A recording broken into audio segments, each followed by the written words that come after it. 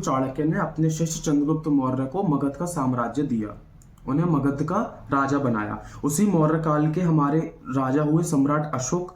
कहा जाता है कि भारत के अगर सबसे ज्यादा राज पर किसी राजा ने राज्य किया है तो सम्राट अशोक है। सम्राट अशोक ने जब कलिंग का युद्ध लड़ा, उसके विनाश को देखा, तो उन्होंने बौद्ध धर्म को अपना लिया और बौद्ध धर्म के प्रचार प्रसार में निकल चुके, शांति के रास्ते पर वो निकल चुके।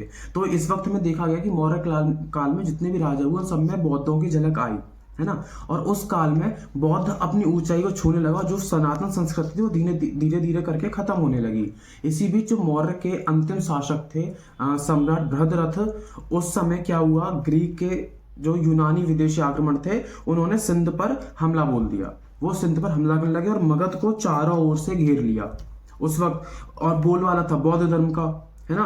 तो जो सम्राट डिमिट्रस के लोग थे उन्होंने आके बोला था बौद्धों से कि आप हमारी सहायता करिए, इसके बदौलत जो है हम अपने सम्राट से बोलेंगे कि वो बौद्ध धर्म अपना लें। तो बौद्ध उनकी बातों में आ गए और जितने भी विदेशी आक्रमणकारी थे वो सारे बौद्धों के कपड़े पहन पहन के वहां रहने लगे, खुफिया जानकारी बाहर देने लगे और धीरे धीरे अंदर से खोखला करने लगे मगध राज्य को। जब ये बात पता पड़ी बृहद्रथ को, तो बृहद्रथ ने सब वक्त पर डाल दिया कि जो होगा देखा जाएगा। लेकिन उनके सेनापति कौन, पुष्यमित्र शुंग जी, उनके बारे में कहा जाता है कि उस समय जब सनातन के सिर्फ कुछ ही लोग बचे थे, तब सबकी सिर्फ एक ही प्रार्थना थी कि हे महाकाल, कुछ भी करो, कैसे भी करो, किसी को तो भेजो, कब किसे भेजोगे जो कि हमें ऊपर तक पहुंचाएगा, हमारी रक्षा करेगा, सनातन धर्म की रक्षा करेगा। जब ये बात सब पता पड़ी पुष्यमित्र शुंग जी को, तब पुष्यमित्र शुंग जी ने बृहद्रथ जी की एक ना सुनी और जितने भी आक्रमणकारी बौद्ध के वेश में थे सबके जाके गर्दनें अलग करवा दी। ये बात पता पड़ी बृहद्रथ जी को, तो बृहद्रथ जी गुस्सा हुए उनके ऊपर बहुत ज्यादा और दोनों के बीच कहासुनी हुई, जिसमें बृहद्रथ जी ने आक्रमण किया पुष्यमित्र जी ने, लेकिन पुष्यमित्र शुंग जी के एक ही वार में उन्होंने 2 टुकड़ों में काट दिया बृहद्रथ को। अब पुष्यमित्र शुंग जो है वो सेनापति थे बृहद्रथ के।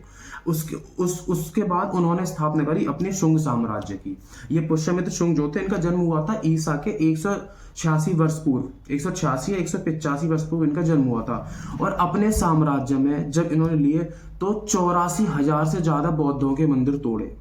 भारत के इतने विदेश आक्रमणकारियों से इन्होंने युद्ध करे और सबको हराया इन्होंने। और हम कह सकते हैं कि अगर आप आज हिंदू हो, अगर आज अपने आप को सनातनी कहते हो गर्व के साथ, तो ध्यान रखो उसका कारण है एकमात्र पुष्यमित्र शुंग जी। अगर वो ना होते तो आप आज हिंदू ना होते। तो सुबह उठो तो नमन करो पुष्यमित्र शुंग जी को, उनके इतिहास को जानो, उनके बारे में जानो, उन्होंने कितना कुछ किया हमारे लिए। हमारे देश के युवा और हमारी शिक्षा प्रणाली के अंतर्गत हमें पढ़ाई नहीं जाता पुष्यमित्र शुंग जी के बारे में, इसलिए मैं आज आपको बताने आया हूँ। पुष्यमित्र शुंग जी ने क्या करा, जब अपना साम्राज्य स्थापित किया तब क्षत्रियों को सत्ता वापस दिलाई। उन्होंने बोला क्षत्रियों से कि ये तुम्हारा काम है, आप करेंगे इसे। तो जितने भी क्षत्रिय थे उन्होंने क्षत्रियों को सत्ता वापस दिलाई, क्षत्रियों को राजा बनवाया। साथ में वैदिक धर्म की स्थापना जो हुई है वो पुष्यमित्र जी के टाइम पे ही हुई है, वरना हमारा सनातन लुप्त हो गया होता, हम कहीं के ना होते। ये बात सत्य है। पुष्यमित्र शुंग जी को सेवियर ऑफ हिंदुइज्म कहा जाता है। तो आप उनके बारे में पढ़ें, देखें।